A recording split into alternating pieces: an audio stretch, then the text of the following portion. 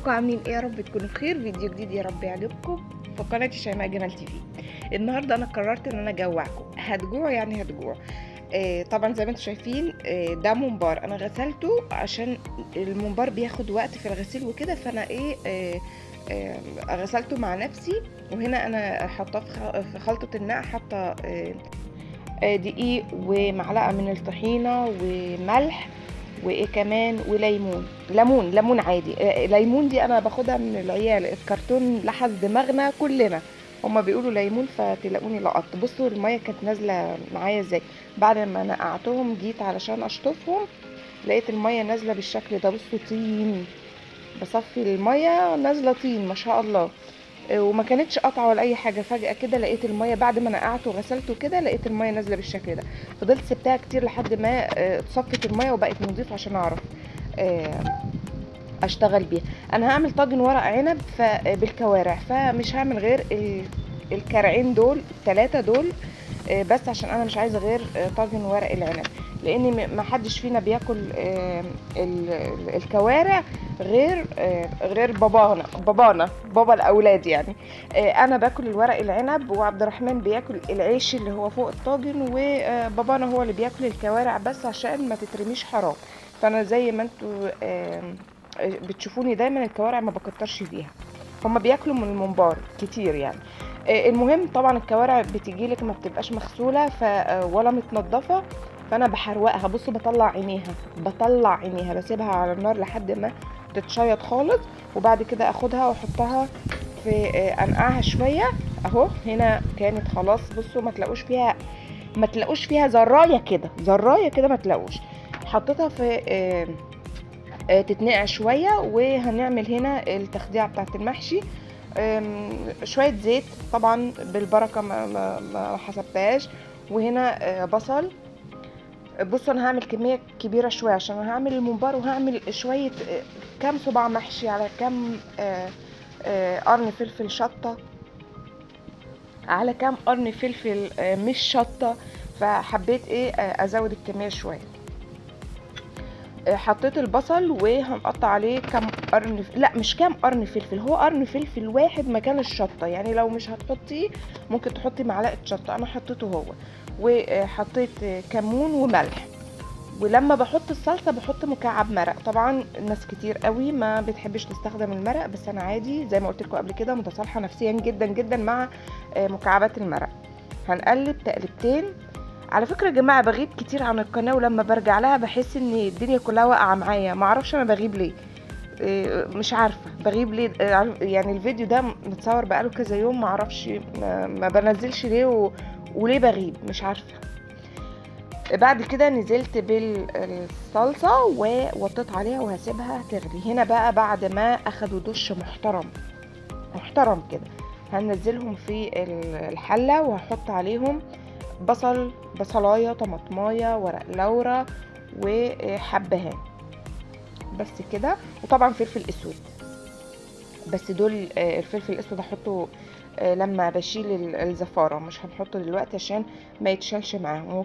ولما تحطي فلفل اسود في اي شوربه يا ريت يكون حب، بس انا نسيت وطحنت الفلفل الاسود كله، فهفضل استخدم المطحون لحد ما يخلص، وان شاء الله لما اجيب تاني ابقى اعزل الفلفل الاسود. جماعة كل مرة يجي التصوير على الرخامة اللي هي جنب البوتاجاز اقول لكم اللي تحت ده اللي هو اللزق اللي هما لازقين بيه الرخامة كان لونه اصفر، ومعرفتش طبعا انضفه. لو نضفته او شلته بتتشال يعني كأني بشيل اللزق نفسه، فاهمين؟ فهيفضل اصفر كده للأسف لان ده لون اللزق. هنا كنت غسلت الرز والخضرة كمان، وهنزودها من الصلصة. بزود كده بالمعلقتين عشان يعني لا ربما تكون زيادة شوية، بس هي ما طلعتش زيادة شوية، هي طلعت مظبوطة. وطعم التخديعة تحفة جدا جدا جدا. وكمان لما تكون فيها شطة، بس طبعا ما بزودش، هو بس قرن الفلفل اللي انا حطيته خلاص. هنقسمهم نصين عشان الممبار طبعا زفر شويه، فمش هينفع بعد ما اعمل الممبار ارجع اعمل محشي ورق عنب ومحشي فلفل في نفس الرز، فاهمين؟ فانا قسمته عشان ده يفضل نضيف وده يبقى في الزفاره. الفكرة اللي هي مرة متابعة يمكن من سنة كده قالت لي تقطعي نص او جزء الازازة، اي ازازة بلاستيك عندك من فوق وتحشي بيها الممبار. من ساعتها وانا الفكرة دي ما بستغناش عنها خالص، لازم نص الجزء بتاع الازازة اللي من فوق وبدخله في الممبار وبخليه نحشي الممبار بمنتهى السهولة وبسرعة جدا. يعني جزاها الله كل خير يعني، والله اللي قالت لي على الفكرة دي. ما بعملش ممبار غير بجزء الازازة اللي من فوق، بتحشي بسرعة رهيبة. وهنحشي الممبار كله، هنحطه في طبعا انتوا شفتوني حطيت الحلة عشان تغلي. فهنحشي الممبار كله وبعدين نحطه في يغلي، ونرجع نحشي ورق العنب والحاجات التانية اللي معانا. هنا كنت حشيت الممبار وهننزله في الحلة. هو لما بتنزليه في الحلة بيقفش من ناحيتين، بس ما تحشيهوش قوي عشان ما يفرقعش. زي ما انتم شايفين كده يعني مريحاه في الحشو قوي. وبرده نفس الحاجات اللي انا حطيتها في الكوارع، اللي هي بصلايه، طماطمايه، ورق لورا، وحبهان، هحطهم هم في الشوربه دي. شوربه الكوارع عادي بتتشرب، دي مفيده جدا جدا، لكن شوربه الممبار بتترمي بس اهو بحط فيها وخلاص. طاجن ورق العنب انا حضرته، حطيت طبقه من البصل وطبقه من الطماطم، وطبعا حطيت الكوارع كانت خلاص استوت، حطيت الكوارع من تحت، وبعد كده هنلف ورق العنب عليه. اللي بيحب الكوارع يا جماعه طاجن ورق العنب ده هيعجبه بشكل ما حصلش، بس احنا للاسف يعني انا بس اللي باكل ورق العنب وباباهم بس اللي بياكل الكوارع. طبعا الكوارع من تحت ورق العنب اهو، يعتبر بنتشارك فيه كلنا. تقولي ما انت عندك شوربة كوارع سقسقي بيها، لا هو معرفش، تعود بقى. مية سخنة على معلقة سمنة على واحدة مرق، وهي اللي بسقسق بيها. وطبعا معلقة سمنة ومرق وايه قلت لكم، ومية سخنة بسقسق بيها. حطيت تقل على ورق العنب عشان الورق ما ينفش معايا. التقل ده طلع كبير فجبت تقل صغير اللي هو غطى للطاجن نفسه، بس مش الطواجن دي اللي قلت لكم عليها، الطواجن السعوديه بتاعتنا اللي بتتعتق بالدهن ومش عارف ايه. لكن التقل اللي انا حاطه عليها دي الغطيان بتاعه الطواجن الفخار. حطيتهم بقى يستووا على النار، وهنا هنعمل الرغيف اللي هنغلف بيه طاجن ورق العنب. هخليه يستوي، يعتبر يستوي يعني يستوي خالص، يعني يستوي على اخره، لان هو احنا الرغيف ده ما بياخدش وقت خالص في الفرن، يعني 10 دقايق مش بكمل. ده انتوا استنوا شوفوا الخيبه التقيله بتاعتي. ما انا لو ما طلعتش في كل فيديو بخيبه تقيله ما بقاش انا شيماء. شوفوا بقى الخيبه التقيله بتاعتي دلوقتي اللي هتظهر لكم. ما شاء الله عليا، ما شاء الله عليا، بخاف احسن تحسدوني، فلازم اطلع بخيبه تقيله تبوظ الدنيا كلها. عملنا الرغيف، هفرده دلوقتي. هفرده يعني بسمك كده 1 سنتي، وعلى قد الطاجن بالتقريب كده. بصوا استخدموا دماغكم، بالتقريب كده افردوه على قد الطاجن. ان شاء الله باذن الله يطلع على قد الطاجن اهو. شفتوا؟ وهنشده حتى لو ما طلعش، ده عجينه يعني هتشديها هتظبط معاكي. من فوق بقى هحط مسحه من البيض، وممكن تحطي حبة البركة او سمسم، بس بما ان للاطفال يعني، والاطفال ما بتحبش لا حبة البركة ولا السمسم ولا فلفل الوان تحطيه من فوق اي حاجة ولا اي زيادات. هما بيحبوا الحاجة تتاكل كده، فانا مش هحط اي حاجة. بس انت ممكن تحطي حبة البركة والسمسم. وانا والله احيانا بحطها واقول لهم خلاص ابقوا انتوا زقوها عليا وانا هبقى اكلها. هنحطه بقى في الفرن. وهنا تقريبا كل حاجة كانت خلصت. لا كنا هنحمر الممبار.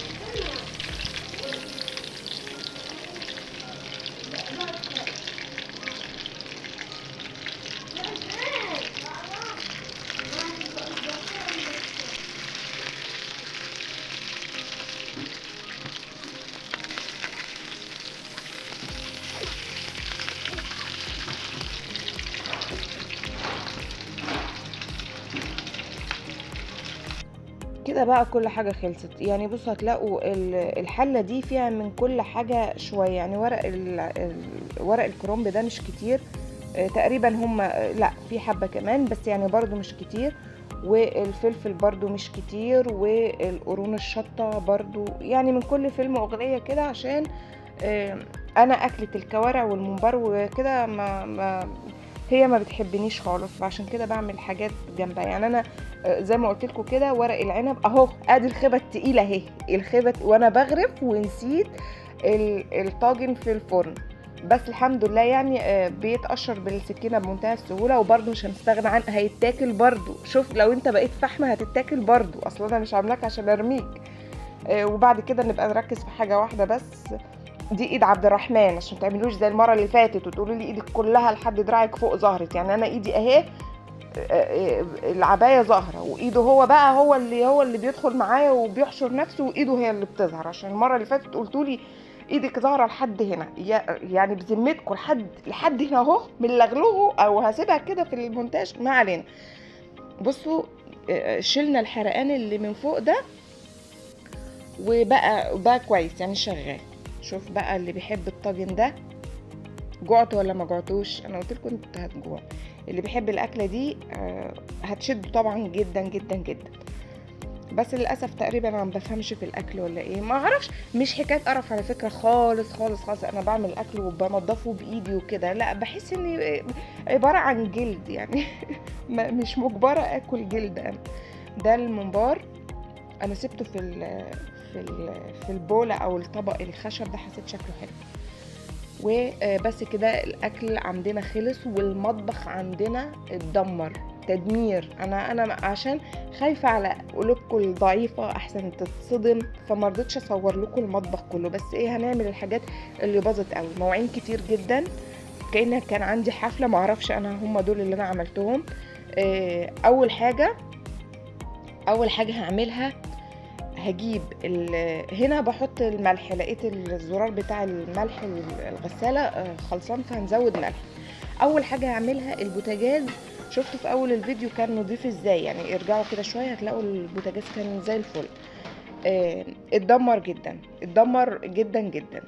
فهنعمل ايه، هجيب الحوامل. على فكرة اول مرة اغسل الحوامل في الغسالة، في غسالة الاطباق. حبيت اجربها، بس الصراحة يعني النتيجة ما كانتش مرضية قوي. انا قلت هحطها وعشان درجة الحرارة عالية جدا فتطلع لي بربرق، لا طلعت زي ما بغسلها عادي.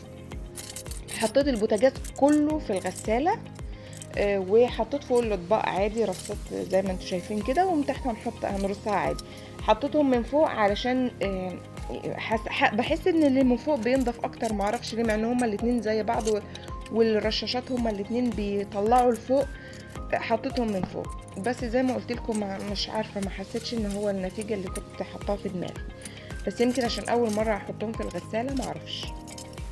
هبقى كل شويه يعني كل اسبوع كده هبقى اديهم غسله في الغساله. وبس كده لميت كل المواعين. هي اكتر حاجه كانت مضايقاني في المطبخ المواعين والحوض. الرخامه بقى كان عليها المواعين، فبما اني لميت المواعين فالرخامه اتلمت.